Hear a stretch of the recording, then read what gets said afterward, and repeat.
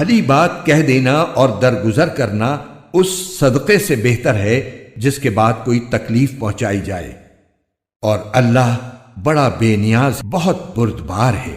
اے ایمان والو، اپنے صدقات کو احسان جتلا کر اور تکلیف پہنچا کر اس شخص کی طرح ضائع مت کرو جو اپنا مال لوگوں کو دکھانے کے لیے خرچ کرتا ہے اور اللہ اور یوم آخرت پر ایمان نہیں رکھتا۔ چنانچہ اس کی مثال ایسی ہے جیسے ایک چکنی چٹان پر مٹی جمی ہو، پھر اس پر زور کی بارش پڑے اور اس مٹی کو بہا کر چٹان کو دوبارہ چکنی بنا چھوڑے۔ ایسے لوگوں نے جو کمائی کی ہوتی ہے وہ ذرا بھی ان کے ہاتھ نہیں لگتی، اور اللہ ایسے کافروں کو ہدایت تک نہیں پہنچاتا۔ اور جو لوگ اپنے مال اللہ کی خوشنودی طلب کرنے کے لیے اور اپنے آپ میں پختگی پیدا کرنے کے لیے خرچ کرتے ہیں، ان کی مثال ایسی ہے جیسے ایک باغ کسی ٹیلے پر واقع ہو، اس پر زور کی بارش برسے تو وہ دگنا پھل لے کر آئے، اور اگر اس پر زور کی بارش نہ بھی برسے تو ہلکی پھوار بھی اس کے لیے کافی ہے۔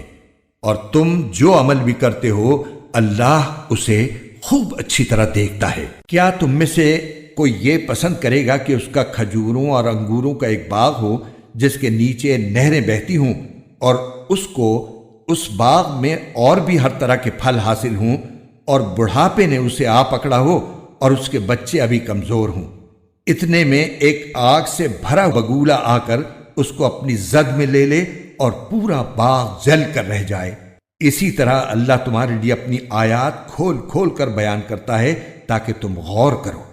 اے ایمان والو، جو کچھ تم نے کمایا ہو اور جو پیداوار ہم نے تمہارے لیے زمین سے نکالی ہو، اس کی اچھی چیزوں کا ایک حصہ اللہ کے راستے میں خرچ کیا کرو، اور یہ نیت نہ رکھو کہ بس ایسی خراب قسم کی چیزیں اللہ کے نام پر دیا کرو گے جو اگر کوئی دوسرا تمہیں دے تو نفرت کے مارے تم اسے آنکھیں میچے بغیر نہ لے سکو۔ اور یاد رکھو کہ اللہ ایسا بے نیاز ہے کہ ہر قسم کی تعریف اسی کی طرف لوٹتی ہے۔ شیطان تمہیں مفلسی سے ڈراتا ہے اور تمہیں بے حیائی کا حکم دیتا ہے، اور اللہ تم سے اپنی مغفرت اور فضل کا وعدہ کرتا ہے۔ اللہ بڑی وسعت والا، ہر بات جاننے والا ہے۔ وہ جس کو چاہتا ہے دانائی عطا کر دیتا ہے، اور جسے دانائی عطا ہو گئی اسے وافر مقدار میں بھلائی مل گئی۔ اور نصیحت وہی لوگ حاصل کرتے ہیں جو سمجھ کے مالک ہیں۔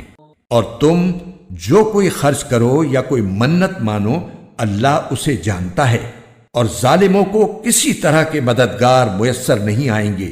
اگر تم صدقات ظاہر کر کے دو تب بھی اچھا ہے، اور اگر ان کو چھپا کر فقراء کو دو تو یہ تمہارے حق میں کہیں بہتر ہے، اور اللہ تمہاری برائیوں کا کفارہ کر دے گا، اور اللہ تمہارے تمام کاموں سے پوری طرح باخبر ہے۔ اے پیغمبر، ان کافروں کو راہ راست پر لے آنا آپ کی ذمہ داری نہیں ہے، لیکن اللہ جس کو چاہتا ہے راہ راست پر لے آتا ہے۔ اور جو مال بھی تم خرچ کرتے ہو وہ خود تمہارے فائدے کے لیے ہوتا ہے، جبکہ تم اللہ کی خوشنودی طلب کرنے کے سوا کسی اور غرض سے خرچ نہیں کرتے۔ اور جو مال بھی تم خرچ کرو گے تمہیں پورا پورا دیا جائے گا، اور تم پر ذرا بھی ظلم نہیں ہوگا۔